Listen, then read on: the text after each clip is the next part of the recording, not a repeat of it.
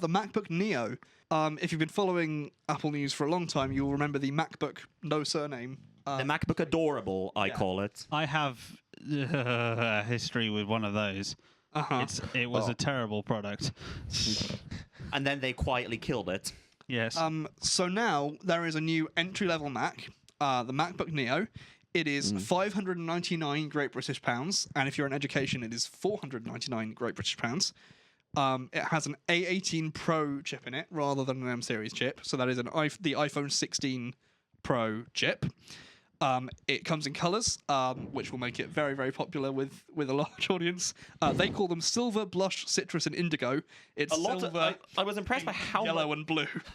I was impressed by how much of the marketing was centered around you could get a yellow MacBook now. Yeah.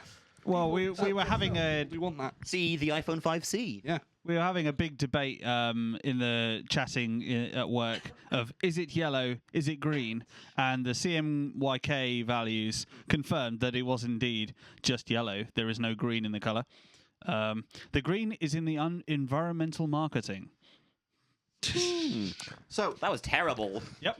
Matt, you had opinions on this, didn't you? Because I also have opinions, but I'm interested in what your opinions are. Yeah, so it's cool because essentially what they've done is they've taken what was the when they first came out with the M1, not the M1 Pro or Max, the M1 was effectively the fanciest iPad chip they could make.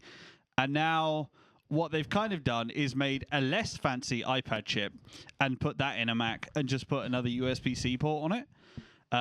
It's like taste a different cheese.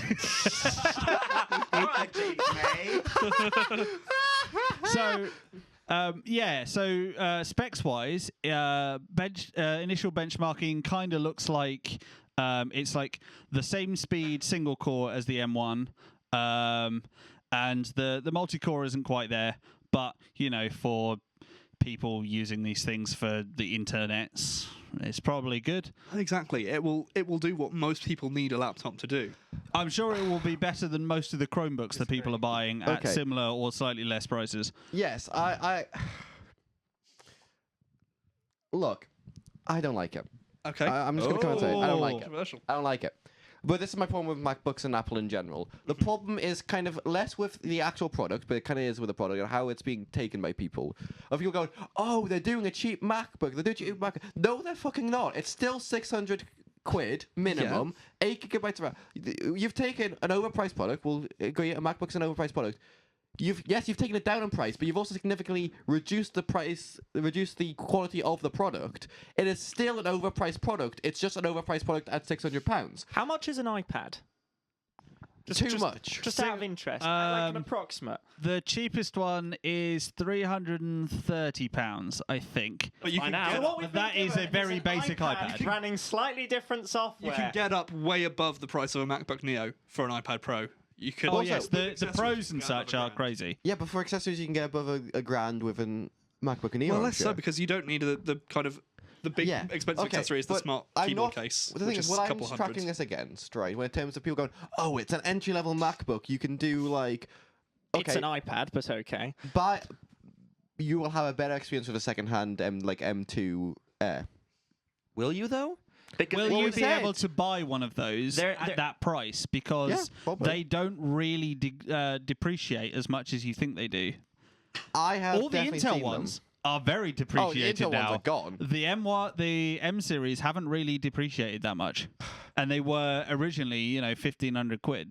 Well, the Intel ones are coming think- out of support now, so Also, that's probably yeah. why they're The depreciating. problem, Oh, yeah. again, I also have with people phrasing as, oh, they've made an entry-level MacBook. The problem is, now, the price of a competent MacBook is 1,600 quid, because you buy this one and then you realise it's shit and you have to buy the £1,000 one afterwards. Well, I disagree with you on that because this is clearly aimed at the people who would have otherwise bought a Chromebook. How much would you buy a Chromebook for? Not 600 quid. For 600 quid, I'm buying a Windows laptop.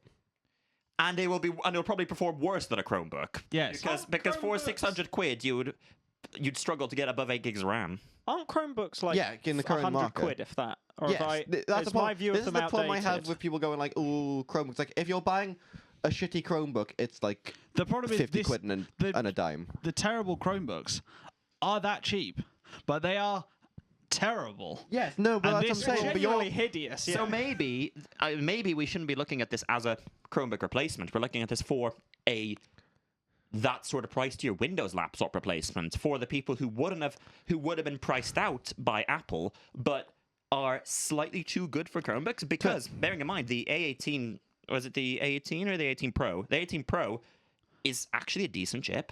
See, Yeah. also, my thing with it's the iPhone 16 Pro chip, you said, isn't it?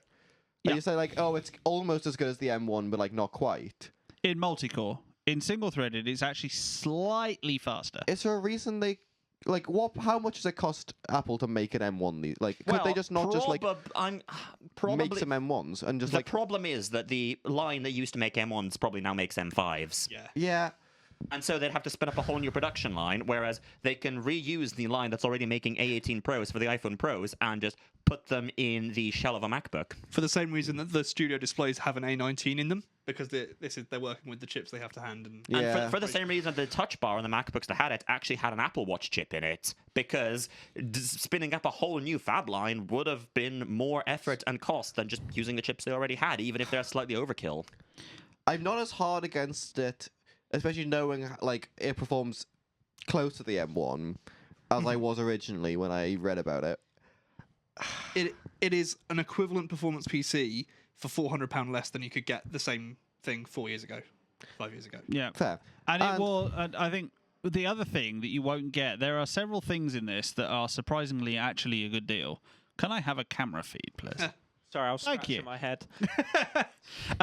So there are a few things that they've got going for them in terms that for a £600 laptop, you are likely to get a much better screen out of an Apple thing. You are also likely that the speakers will not completely suck like every single cheap laptop I've ever seen.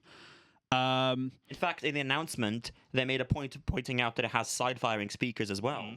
Yeah. And it's also probably going to have a decent battery life, I'd imagine. They claim hours? it, 16, 18 hours, They something claim. like that. 16.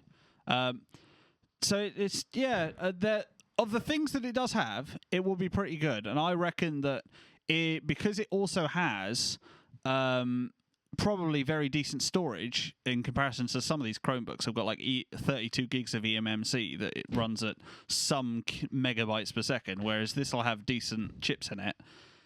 The 8 gigs of RAM will go a lot further than you think because going into swap is a lot less painful. So I think overall it will be, unless you try and do something crazy with it, it will probably be a very tolerable laptop for the majority of people. I think that's where my sort of opinion on it's landing. I think is it's good. It's just not for me. It's nothing I would ever buy. Even if I had £600, it's not what I would be buying. But you need more from. I need more from a laptop, and I think that's where I was sort of sticking on because Apple has always been that. Even if I bought a MacBook Air, I'm getting what I need out of a laptop in that. This is the first time they've stretched below, and it's not something I would spend that money on. But I think what you're also paying for is, like Mal was saying, it's going to get a good screen, it's going to have good speakers. You're sort of paying for that Apple baseline. It's going to be fine. And I'd say you're paying for the support. Yeah. Because Apple are known for supporting both their hardware and their software for longer than other manufacturers. Because I feel like, as we initially saw when some of us upgraded to Windows 11, and it was an interesting experience. I want to jump off a bridge. Whereas here I am. Bored. Whereas here I am with my late 2021 M1 Pro, and I've only just had the first inklings of thoughts about possibly upgrading, but they're nowhere near actionable yet because it's fine.